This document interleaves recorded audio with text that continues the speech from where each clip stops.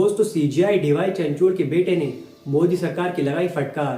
CAA कानून को लेकर अभिनव चंद्रचूड़ ने मोदी सरकार को दिखाया आईना। जैसा कि आप सभी को पता होगा कि मोदी सरकार ने सीएए कानून को लागू कर दिया है और इस कानून के लागू होने के बाद से हमारे देश में अलग ही माहौल बन चुका है और कई लोग इस कानून को गलत बता रहे हैं और कई लोग इसके साथ खड़े हैं। लेकिन सबसे बड़ा सवाल ये उठता है कि आखिर क्यों 4 साल तक इस कानून को लागू नहीं किया गया और जब चुनाव आने वाले हैं तो उस समय पर इस कानून को लाकर रख दिया गया है। क्या ये कानून चुनाव को जीतने के लिए लाया गया है या फिर कोई और ही वजह है? और क्या इसके अलावा मोदी सरकार ने इस कानून को सही से पढ़ा है और इसके बारे में समझा है या फिर इस कानून को ऐसे ही लाकर रख दिया है? ऐसे ही न जाने तमाम सवाल उठ रहे हैं सीएए कानून को लेकर और मोदी सरकार से हर कोई सवाल कर रहा है। और इसी कड़ी में अब सीजीआई डीवाई चंद्रचूड़ के बेटे यानी कि अभिनव चंद्रचूड़ ने मोदी सरकार को आईना दिखाया है और सीएए कानून को लेकर काफी कुछ लोगों के सामने रखा है। तो चलिए दोस्तों, पहले हम आपको सीजीआई डीवाई चंद्रचूड़ के बेटे अभिनव चंद्रचूड़ का वो वीडियो दिखाते हैं जिसमें उन्होंने सीएए कानून की सारी बारीकियों की बात की है। Very interestingly, large numbers of Indian Muslims who had left India to go to Pakistan realized that Pakistan was not what they had thought it might be and therefore returned to India. Now you see, the return of the Muslim in India created problems for the Indian administration. By the way, the law considered these two categories to be different. So the law referred to Hindus and Sikhs as displaced persons, but the law referred to Muslims who left as evacuees. So these two are different categories in the law. And you see, Muslims who left India to go to Pakistan, their property was referred to as evacuee property. And their property was being used to rehabilitate Hindus and Sikhs who had come from West Pakistan to India.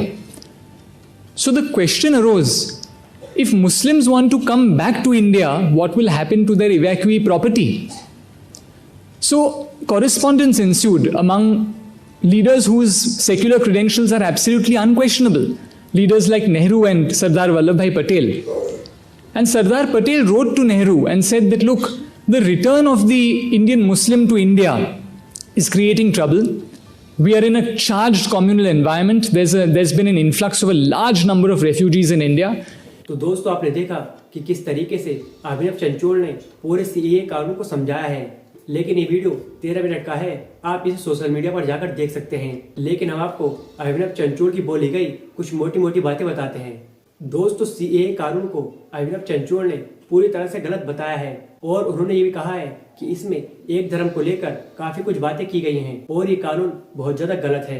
इसमें सही से पढ़ा नहीं गया और न ही इसे समझा गया है। इसे लाकर ऐसे ही लागू कर दिया गया है। न इसके पीछे कानून को किसी ने पढ़ा है और न ही किसी ने इसके आगे कानून को पढ़ा है। इसे सिर्फ लागू कर दिया गया है ताकि इस समय चुनाव का माहौल बिगाड़ा जा सके। वही दोस्तों, इसके अलावा कुछ लोगों का ये भी कहना है कि बीजेपी सरकार डर चुकी है क्योंकि सीजीआई डीवाई चंद्रचूड़ ने इलेक्ट्रिक बोर्ड के चंदे की वेबसाइट को अब जारी करने की मांग कर दी है और सख्त ऑर्डर दिए हैं एसबीआई को कि 15 तारीख तक ये सारी जानकारी पब्लिक के सामने आए और ये सारे घोटाले से बचने के लिए और लोगों का ध्यान भटकाने के लिए सीएए कानून को लागू किया गया है। लेकिन इस कानून के बाद हमारे देश का माहौल बिगड़ने लगा है और लोगों का ध्यान सिर्फ सीएए कानून पर ही है और पब्लिक का ध्यान भटकाने के लिए दूसरे नंबर पर खुद गोदी मीडिया आ जाती है जो कि इस समय आग में घी डालने का काम कर रही है और वो सीएए कानून को लेकर इतनी उल्टी सीधी डिबेट चला रही है जिसकी कोई हद नहीं है। कहीं पर वो मुसलमानों को बदनाम कर रही है, कहीं पर हिंदू, कहीं पर किसी और जाति को। लेकिन गोदी मीडिया को सिर्फ अपने टीआरपी और पैसे से मतलब है और वो कहीं न कहीं बीजेपी सरकार की तरह ही लोगों का ध्यान भटका रही है। हालांकि दोस्तों, सीजीआई के बेटे यानी कि अभिनव चंद्रचूड़ ने मोदी सरकार को सही से क्लास लगाई है और उन्होंने सीएए कानून को लेकर काफी कुछ बड़ी बातें कही हैं। फिलहाल अब देखना होगा कि आगे बीजेपी सरकार चुनाव से पहले और कौन से नए नए कानून लाती है। क्या वो सीएए कानून को लेकर और कोई बदलाव करेगी या फिर ये ऐसे ही चलता रहेगा?